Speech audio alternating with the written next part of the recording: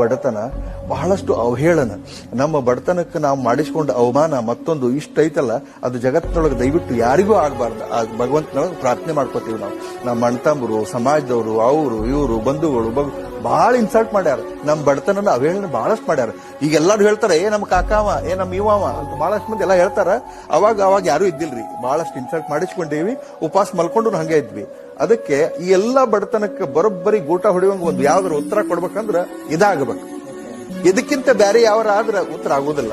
ಆಗಂದ್ರೆ ಇದಾಗಬೇಕು ಅಂತ ಹೇಳಿ ಬೆನ್ನ ಹತ್ತಿ ಅಲ್ಲಿಂತ್ರ ಕನಸು ಕಂಡೆ.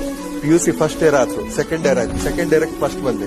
ಫಸ್ಟ್ ಬಂದ ಕೂಡಲೇ ಡಿಗ್ರಿ ಕಾಲೇಜಿಗೆ ಬಂದ್ವಿ. ಡಿಗ್ರಿ ಕಾಲೇಜ್ನೊಳಗೆ ಅಲ್ಲಿ ಕಾಂಪಿಟೇಷನ್ ಮಾಡಿ, ಡಿಗ್ರಿ ಕಾಲೇಜಿನ ನಮ್ ದೋಸ್ತರು ಬಹಳ ಶಾಣ್ಯಾರಿದ್ರು, ಅವ್ರ ಜೊತೆ ಕಾಂಪೀಟ್ ಮಾಡಿ ಅಲ್ಲಿ ಒಂದ್ ಸ್ವಲ್ಪ ಏನೇನೋ ಮಾಡ್ಕೊಂಡು ಒಂದ್ ಹಂತಕ್ಕೆ ಬಂದ್ವಿ.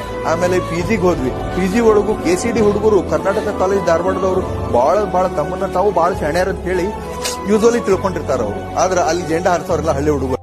ಮರಳಿ ಬಾರದೂರಿಗೆ ನಿನ್ನ ಪಯಣ